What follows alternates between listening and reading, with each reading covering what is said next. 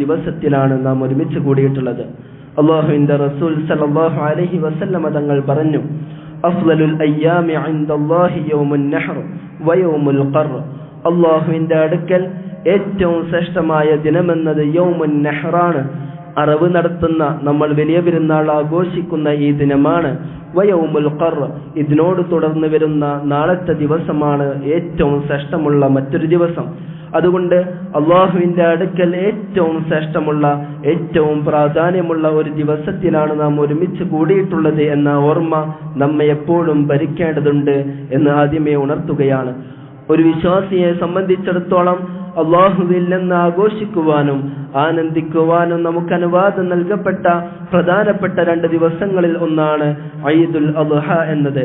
കേവലം ആഘോഷങ്ങൾക്കും സന്തോഷങ്ങൾക്കും അതുപോലെ തന്നെ നമ്മുടെ ആനന്ദങ്ങൾക്കുമെല്ലാം അപ്പുറമായി ഏറെ ചിന്തിക്കേണ്ടതും നമ്മെ ചിന്തിപ്പിക്കേണ്ടതുമായ ഒരു ദിവസം കൂടിയാണിത്.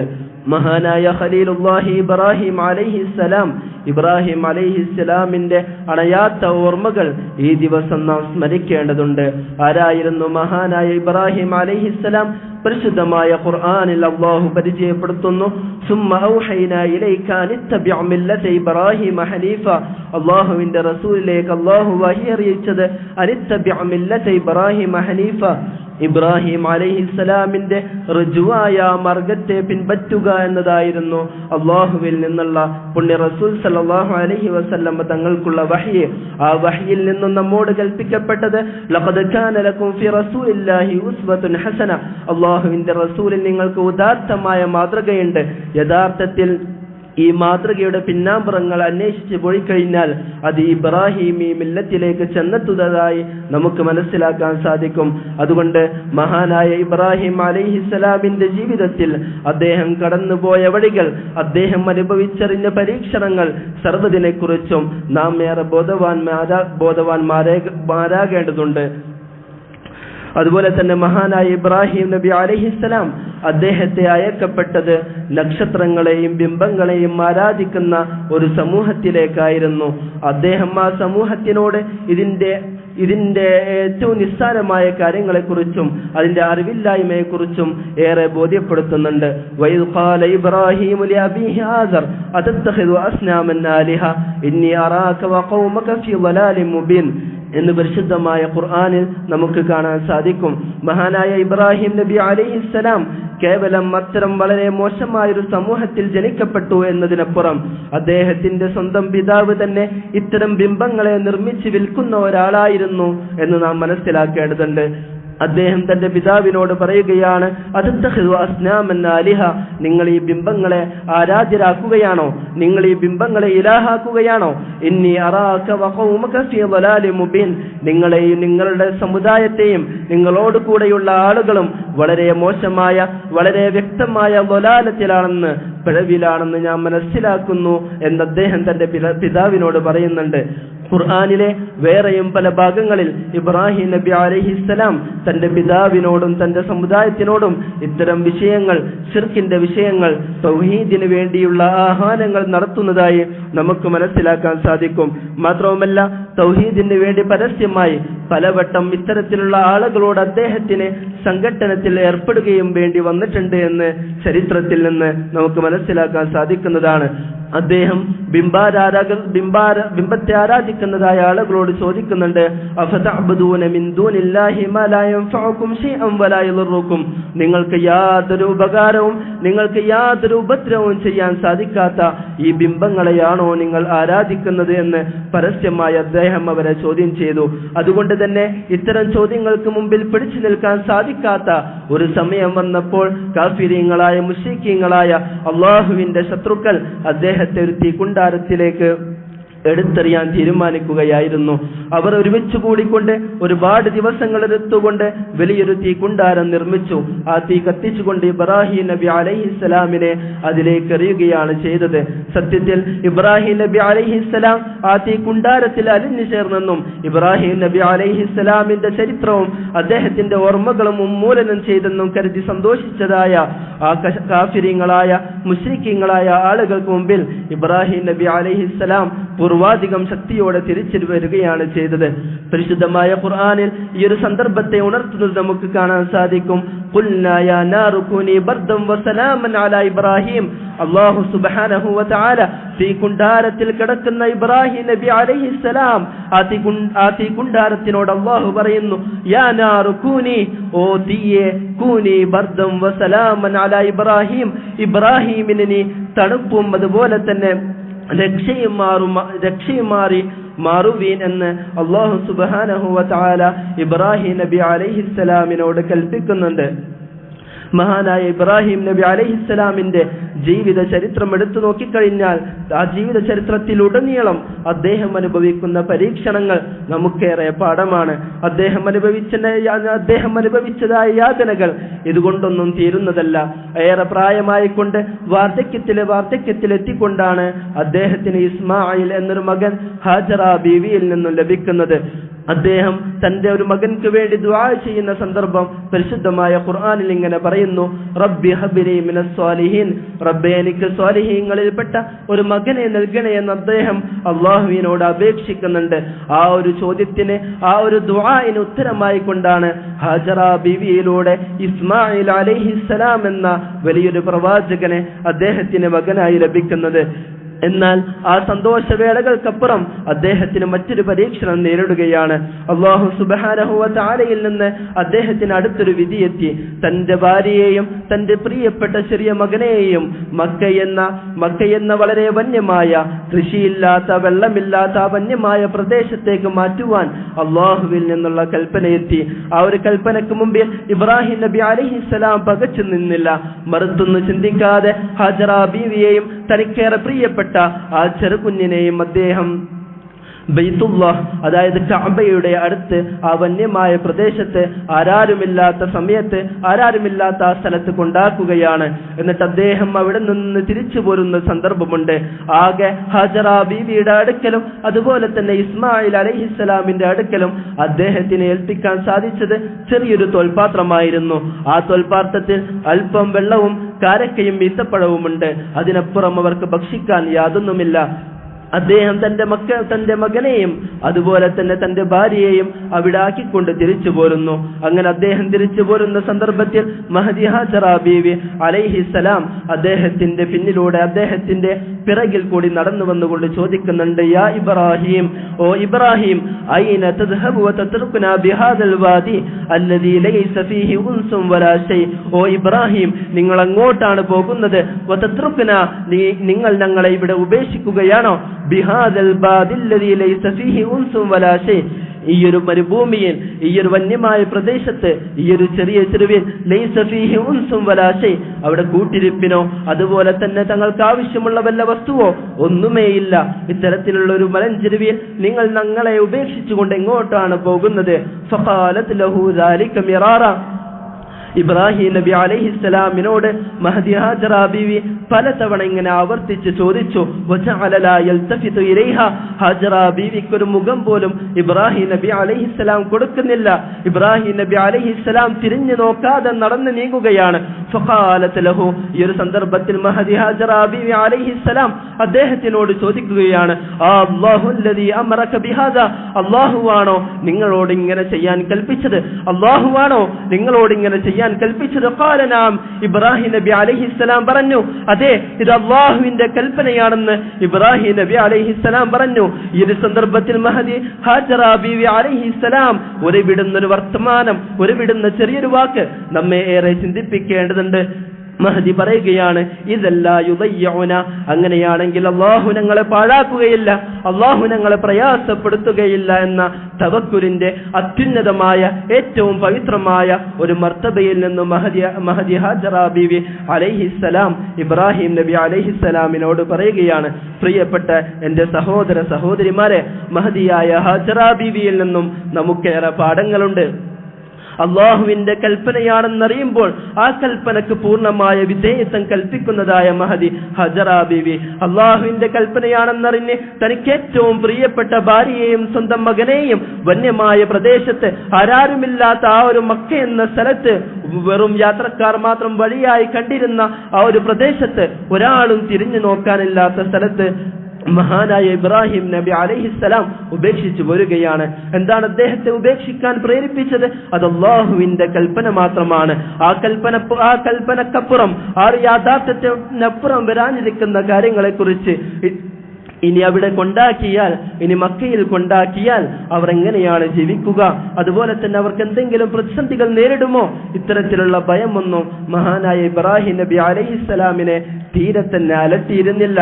കാരണം അള്ളാഹുവിന്റെ കൽപ്പനയിലും അതുപോലെ തന്നെ അള്ളാഹുവിന്റെ നിർദ്ദേശത്തിലും അദ്ദേഹം പൂർണ്ണമായും തൃപ്തനായിരുന്നു എന്ന് നമുക്ക് മനസ്സിലാക്കാൻ സാധിക്കും. അതുപോലെ തന്നെ ഈ ഒരു ചരിത്രത്തിൽ നിന്ന് നാം ഏറെ മനസ്സിലാക്കേണ്ടത്, നമ്മിൽപ്പെട്ട പല ആളുകൾക്കും പരിശുദ്ധമായ ദീനുൽ ഇസ്ലാമിന്റെ അഹ്കാമുകളെ, നിയമങ്ങളെ പൂർണ്ണമായി പരിപാലിച്ചുകൊണ്ട് ജീവിതത്തിൽ ഉൾക്കൊണ്ടുകൊണ്ട് പലപ്പോഴും ജീവിക്കാൻ സാധിക്കാറില്ല. കാരണം എന്തെന്ന് വെച്ചാൽ പലപ്പോഴും തന്റെ ഭാര്യമാരുടെ അതല്ലെങ്കിൽ തന്റെ ഭർത്താക്കന്മാരുടെ അനിഷ്ടങ്ങൾ പലരെയും വേട്ടയാടാറുണ്ട്. പല സ്ത്രീകൾക്കും ഹിജാബ് ധരിക്കാൻ ഇഷ്ടമാണ്, അതുപോലെ തന്നെ അള്ളാഹുവിന്റെ കൽപ്പനയാണെന്നറിയാം, അള്ളാഹു ഫർളാക്കിയ കാര്യമാണെന്നറിയാം. പക്ഷെ പലപ്പോഴും അതിനൊരു പ്രയാസമാകുന്നത് തന്റെ ഭർത്താവിന് അത് ഇഷ്ടമില്ല, തന്റെ ഭർത്താവിന് താല്പര്യമില്ല എന്ന തോന്നലുകളാണ്.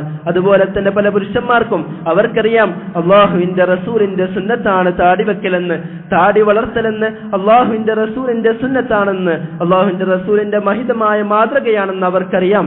പക്ഷേ തന്റെ ഇഷ്ടങ്ങൾക്ക് തടസ്സമാകുന്നത് പലപ്പോഴും ഭാര്യമാരുടെ അനിഷ്ടങ്ങളാണ്. ഈ ഒരു സന്ദർഭത്തിൽ മഹാനായ ഇബ്രാഹിം നബി അലൈഹിസ്സലാമിന്റെ മഹദി ഹാജറ ബീവി അലൈഹിസ്സലാമിന്റെ ചരിത്രത്തിലേക്ക് നാം ഒന്ന് തിരിഞ്ഞു നോക്കേണ്ടതുണ്ട്.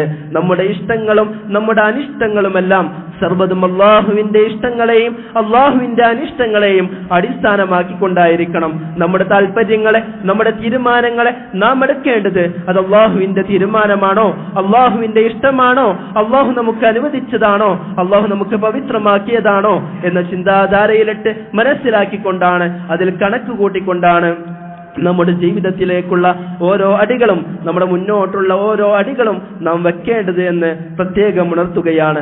മാത്രവുമല്ല, ഈ ഒരു സന്ദർഭത്തിൽ മഹദി ഹാജറ അലൈഹിസ്സലാം ഉയർത്തിപ്പിടിച്ചതായ ധ്വനി അത് അല്ലാഹു അക്ബർ എന്ന മഹിതമായ ധ്വനിയാണ്. മഹാനായ ഇബ്രാഹിം നബി അലൈഹിസ്സലാമും ഉയർത്തിപ്പിടിച്ചത് അല്ലാഹു അക്ബർ എന്ന മഹിതമായ ധ്വനിയാണ്. അല്ലാഹുവാണ് ഏറ്റവും വലിയവൻ, അവനാണ് ഞങ്ങളോട് നിർദ്ദേശിച്ചിട്ടുള്ളത്, അവനാണ് ഞങ്ങളോട് ഇങ്ങനെ കൽപ്പിച്ചിട്ടുള്ളത് എന്ന ആ ഒരു മഹത്തായ ചിന്തയിൽ നിന്നാണ് ഇത്തരത്തിലുള്ള തവക്കുലിലേക്കും അതുപോലെ തന്നെ വിധേയത്തിലേക്കും അവർക്ക് എത്തിച്ചേരാൻ സാധിച്ചത് എന്ന് നാം മനസ്സിലാക്കണം. മഹാനായ ഇബ്രാഹിം അലൈഹിസ്സലാം നേരത്തെ പറഞ്ഞതുപോലെ ജീവിതത്തിലുടനീളം ഒഴുക്കുകൾക്കെതിരെ നീന്തിയ ഒരു മനുഷ്യനാണ്, ഒരു മഹാനായ പ്രവാചകനാണ്. ഒരു മനുഷ്യനെ സംബന്ധിച്ചിടത്തോളം തന്റെ ഇച്ഛകൾക്കും തന്റെ താല്പര്യങ്ങൾക്കും അനുസരിച്ച് ജീവിക്കുക എന്നുള്ളത് വളരെ ലളിതമാണ്. നമുക്കിഷ്ടമുള്ളതുപോലെ നടക്കുക, അതല്ലെങ്കിൽ നാം ആഗ്രഹിക്കുന്നത് പോലെ ജീവിക്കുക എന്നത് വളരെ ലളിതമാണ്. നാം ഇന്ന് കാണുന്നതായ ഒരുപാട് ആളുകൾ, വളരെ പ്രസിദ്ധരായ ഒരുപാട് ആളുകൾ, അവർ ഈ ദുനിയാവിന്റെ ശീതളഛായയിൽ രമിച്ചും അഭിരമിച്ചും നടക്കുകയാണ്. ഇത്തരം കാര്യങ്ങൾ നമ്മുടെ ജീവിതത്തിൽ പ്രാവർത്തികമാക്കാൻ നമ്മെ സംബന്ധിച്ച് വളരെ യാതൊരു പ്രയാസവുമില്ല. എന്നാൽ ഏറ്റവും പ്രയാസമുള്ളത് അത് അള്ളാഹുവിന്റെ കൽപ്പനകളെ സ്വീകരിക്കുവാനും അള്ളാഹുവിന്റെ റസൂലിനെ പൂർണ്ണമായ രൂപത്തിൽ ഇത്തിബാ ചെയ്യുവാനും മാത്രമാണ്. കാരണം ഒരു യഥാർത്ഥ വിശ്വാസിയാവണമെങ്കിൽ ഇത്തരത്തിലുള്ള ആളുകളെ പോലെ നമുക്കും കോലമണിഞ്ഞുകൊണ്ടും വേഷമണിഞ്ഞുകൊണ്ടും ജീവിക്കാവുന്നതാണ്. ഇസ്ലാമിന്റെ ഷിആറുകളെ തൊട്ടു തീണ്ടാതെ അതിനെ ഉപേക്ഷിച്ചുകൊണ്ട് ജീവിക്കുവാൻ ആർക്കും സാധിക്കും. പക്ഷേ നേരത്തെ പറഞ്ഞതുപോലെ അള്ളാഹുവിന്റെ കൽപ്പനകളെ ശിരസ്സ വഹിച്ചുകൊണ്ട് ജീവിക്കണമെങ്കിൽ ഒരാൾക്ക് യഥാർത്ഥ വിശ്വാസിയായാൽ മാത്രമേ സാധിക്കുകയുള്ളൂ എന്ന് നാം പ്രത്യേകം മനസ്സിലാക്കേണ്ടതുണ്ട്. അതുകൊണ്ട് നമ്മുടെ തീരുമാനങ്ങളും നമ്മുടെ സർവ്വകാര്യങ്ങളും നമ്മുടെ ആദർശങ്ങളും നമ്മുടെ വിശ്വാസങ്ങളും സർവ്വതും അള്ളാഹുവിന്റെയും അവിടുത്തെ റസൂലിന്റെയും ഇത്തിബാ അനുസരിച്ചുകൊണ്ട് അള്ളാഹുവിന്റെ കൽപ്പനകളെ അനുസരിച്ചുകൊണ്ട് മാത്രമാവാൻ നാം പ്രത്യേകം ശ്രദ്ധിക്കുക. ദുൽഹിജ്ജയുടെ തുടക്കം മുതൽ ഈ ഒരു അവസരം വരെ അയ്യാമു തശ്രീഖിന്റെ അസറോളം നാം ഉയർത്തിപ്പിടിക്കുന്ന, നാം പറഞ്ഞു വെക്കുന്ന അല്ലാഹു അക്ബർ എന്ന മഹിതമായ ധ്വനികളുണ്ട്. ആ ധ്വനികൾ കേവലം ചില അക്ഷരങ്ങളോ ചില വാക്കുകളോ ചില മുറവിളികളോ മാത്രമല്ല, അതൊരു മുസ്ലിമിന്റെ ആവേശമാണ്, ഒരു മുസ്ലിമിന്റെ ഈമാനിന്റെ പ്രതിധ്വനിയാണത്, ഒരു മുസ്ലിമിന്റെ ഹൃദയത്തിലുള്ള ഈമാനിന്റെ ഒരു പ്രകാശമാണത്, ഒരു പ്രതിരൂപമാണത്. അതുകൊണ്ട് ഒരു മുസ്ലിമിന്റെ വികാരമായി കൊണ്ടും ഒരു മുസ്ലിമിന്റെ വിശ്വാസത്തിന്റെ പ്രതീകമായിക്കൊണ്ടും അല്ലാഹു അക്ബർ എന്ന മഹിതമായ ധ്വനി ഉയർത്തിപ്പിടിക്കുവാൻ ബദറിലും മുഹദിലും ശേഷമുള്ള സർവ്വ ജിഹാദുകളിലും നമ്മുടെ സ്വഹാബത്തും അല്ലാഹുവിന്റെ റസൂലും സർവ്വ സന്ദർഭങ്ങളിലും ഉയർത്തിപ്പിടിച്ച മഹിതമായ വരികളുണ്ട്. അല്ലാഹു അക്ബർ എന്ന മഹിതമായ വരികൾ, ആ വരികൾക്ക് തുലനം ചെയ്യാനോ അതിനോട് സമാനമാകുന്ന മറ്റൊരു വരികളോ നമുക്ക് കാണാൻ സാധിക്കില്ല. അല്ലാഹു അത്യുന്നതനാണ്, അല്ലാഹുവിന്റെ തീരുമാനങ്ങളാണ് ഏറ്റവും വലിയത്, അല്ലാഹുവിന്റെ ഇഷ്ടങ്ങളാണ് ഏറ്റവും വലിയത്, അല്ലാഹു നിർദ്ദേശിച്ച ആദർശങ്ങളാണ് ഏറ്റവും വലിയത് എന്ന മഹത്തായ ചിന്ത നമ്മെ ബോധിപ്പിക്കുന്നത്, നമ്മെ ചിന്തിപ്പിക്കുന്നത്, നമ്മെ ഉണർത്തുന്നത് ഇത്തരത്തിലുള്ള അല്ലാഹു അക്ബർ എന്ന മഹിതമായ ധ്വനിയാണ്. ഈ ധ്വനിയാണ് ഇന്നലെ അറഫയിലും അതുപോലെ തന്നെ ഇന്നലെയും കഴിഞ്ഞ ദിവസങ്ങളിലുമെല്ലാം അറഫയിലും അതുപോലെ തന്നെ ഹജ്ജിന്റെ കർമ്മങ്ങളിലും ഉയർന്നു കേൾക്കുകയും അതുപോലെ തന്നെ ആകാശത്തിന്റെ ഉയരങ്ങളിലേക്ക് പാറിപ്പറക്കുന്നതുമായ ഈ പ്രതിധ്വനികൾ, ഈ മുടങ്ങുന്നതായ അക്ഷരങ്ങൾ, ശബ്ദങ്ങൾ, ഇതെല്ലാം അല്ലാഹു അക്ബർ എന്ന മഹിതമായ ശബ്ദമാണ്, അല്ലാഹു അക്ബർ എന്ന മഹിതമായ പ്രസ്താവനയാണ്. അതുകൊണ്ട് വരുന്ന ഈ ദിവസങ്ങളിലെല്ലാം അല്ലാഹു അക്ബർ എന്ന മന്ത്രമായ ധ്വനി നമ്മുടെ ജീവിതത്തിൽ മുറുകെ പിടിക്കുവാൻ നാം ശ്രദ്ധിക്കേണ്ടതുണ്ട്. ഇത് കേവലം ചില അക്ഷരങ്ങൾ മാത്രമല്ലെന്ന് പറഞ്ഞു, നമ്മുടെ ജീവിതത്തെ നയിക്കുന്ന വലിയൊരു വാക്കുകൂടിയാണ്. അല്ലാഹുവിന്റെ ഇഷ്ടങ്ങളെ വലുതായി കാണുവാൻ, അല്ലാഹുവിന്റെ തീരുമാനങ്ങളെ വലുതായി കാണുവാൻ നമ്മെ പ്രേരിപ്പിക്കുന്നത് ലാ ഇലാഹ ഇല്ലല്ലാഹ്, അല്ലാഹു അക്ബർ തുടങ്ങിയതായ മന്ത്രധ്വനികളാണെന്ന് നാം പ്രത്യേകം മനസ്സിലാക്കുക. മഹാനായ ഇബ്രാഹിം നബി അലൈഹിസ്സലാമിന്റെ ചരിത്രമാണ് ഞാൻ പറഞ്ഞു വന്നത്. ഇബ്രാഹിം നബി അലൈഹിസ്സലാം അനുഭവിച്ച യാതനകൾ ഇതുകൊണ്ടൊന്നും തീരുന്നില്ല. അദ്ദേഹത്തിന് അള്ളാഹു ഒരു മകനെ നൽകി. ആ മകനെ ലാളിച്ച് ജീവിക്കുന്ന സമയത്ത് മക്കയിലേക്ക് അവരെ ആരുമില്ലാത്ത സ്ഥലത്തേക്ക് അദ്ദേഹത്തെ കൊണ്ടാക്കുവാൻ അദ്ദേഹത്തിന് കൽപ്പന നൽകപ്പെട്ടു. അങ്ങനെ മക്കയിൽ അദ്ദേഹം കൊണ്ടാക്കി തിരിച്ചു പോന്നു. ശേഷം പിന്നെയും അദ്ദേഹം തന്റെ ഭാര്യയെയും തന്റെ മകനെയും കാണുവാൻ പല സന്ദർഭങ്ങളിലായി അവിടേക്ക് പോകുന്നുണ്ട്. അത്തരം ഒരു സന്ദർഭത്തിലാണ് തന്റെ മകൻ വളർന്നു വലുതായിക്കൊണ്ട് അദ്ദേഹത്തിനോട് കൂടെ കാര്യങ്ങൾ ചെയ്യുവാൻ പ്രാപ്തമായ ഒരു യുവത്വമെത്തുന്ന സമയത്താണ് അള്ളാഹുവിൽ നിന്നുള്ള ഒരു കൽപ്പന വരുന്നത്. ആ കൽപ്പന എന്താണ്? തന്റെ മകനെ അറുത്ത് ബലി നൽകുവാൻ അള്ളാഹു കൽപ്പിക്കുന്നു. മഹാനായ ഇബ്രാഹിം നബി അലൈഹിസ്സലാം തനിക്കേറെ പ്രിയപ്പെട്ട മകനോട് ഈ ഒരു കാര്യം ഉണർത്തുന്നത് ചരിത്രത്തിൽ നമുക്ക് കാണാൻ സാധിക്കുന്നതാണ്. അദ്ദേഹം പറയുകയാണ്, ഇന്നി അറാ ഫിൽ മനാം അന്നി അസ്ബഹുക ഫൻദുർ മാദാ തറാ ഖാല യാ അബതി ഫഅൽ മാ തുഅമർ സതജിദുനി ഇൻഷാ അല്ലാഹു മിനസ് സ്വാബിരീൻ. അദ്ദേഹം പറയുകയാണ്, ഓ മകനെ, ഞാൻ ഒരു ഉറക്കത്തിൽ ഒരു സ്വപ്നം കാണുകയുണ്ടായി. ഇന്നി അസ്ബഹുക ഫൻദുർ മാദാ തറാ, ഞാൻ നിന്നെ അറുക്കുന്നതായി കൊണ്ടാണ് സ്വപ്നം കാണുന്നത്. ഫൻദുർ മാദാ തറാ, നിന്റെ അഭിപ്രായം എന്താണ് ചെയ്യേണ്ടത്? ഖാൽ, മഹാനായ ഇസ്മായിൽ അലൈഹിസ്സലാം അതിന് മറുപടി പറയുകയാണ്, യാ അബതി ഫഅൽ മാ തുഅമർ, ഓ പിതാവേ, നിങ്ങളോട് എന്താണോ കൽപ്പിക്കപ്പെട്ടത് ആ കൽപ്പിക്കപ്പെട്ടത് നിങ്ങൾ പ്രവർത്തിക്കുവിൻ. യാ അബതി ഫഅൽ മാ തുഅമർ സതജിദുനി ഇൻഷാ അല്ലാഹു മിനസ് സ്വാബിരീൻ.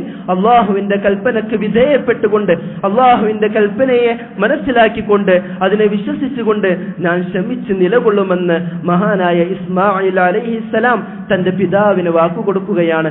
പ്രിയപ്പെട്ടവരെ, ഒരു പിതാവിനോട് കൽപ്പിക്കുകയാണ് തന്റെ മകനെ അറുത്ത് ബലി നൽകുവാൻ, തനിക്ക് ഏറ്റവും പ്രിയപ്പെട്ട മകനെ അറുത്ത് ബലി നൽകുവാൻ ഒരു പിതാവിനോട് കൽപ്പിക്കുന്നു. ആ പിതാവ് യുവത്വ പ്രായമെത്തിയ, നമ്മെ പോലെ കളിച്ച് രസിച്ച് നടക്കാൻ പ്രായമെത്തുന്ന ആ ഒരു മകനോട് പറയുന്നു, ഓ മകനെ, നിന്നെ അറുക്കുവാൻ അല്ലാഹുവിൽ നിന്നുള്ള കൽപ്പനയുണ്ട്. നമ്മുടെ ജീവിതാന്തരങ്ങളിൽ നാം ഒന്ന് ചിന്തിച്ചു നോക്കുക. നാം ഒരു പിതാവായിക്കൊണ്ടും നമ്മുടെ മകനെ ഇസ്മായിൽ അലൈഹിസ്സലാം ആയിക്കൊണ്ടും നിങ്ങളുടെ മനസ്സിലൊന്ന് കാണുകയാണെങ്കിൽ, നിങ്ങളുടെ മനസ്സിലൊന്ന് ചിത്രീകരിക്കുകയാണെങ്കിൽ, ആ ഒരു സന്ദർഭത്തെ അതിന്റെ യഥാർത്ഥമായ മൂല്യത്തിൽ നമുക്ക് മനസ്സിലാക്കുവാനും ഉൾക്കൊള്ളുവാനും സാധിക്കും. മഹാനായ ഇബ്രാഹിം നബി അലൈഹിസ്സലാമിനോട് അല്ലാഹു കൽപ്പിച്ചു. ആ കൽപ്പന തന്റെ മകനോട് പറഞ്ഞു.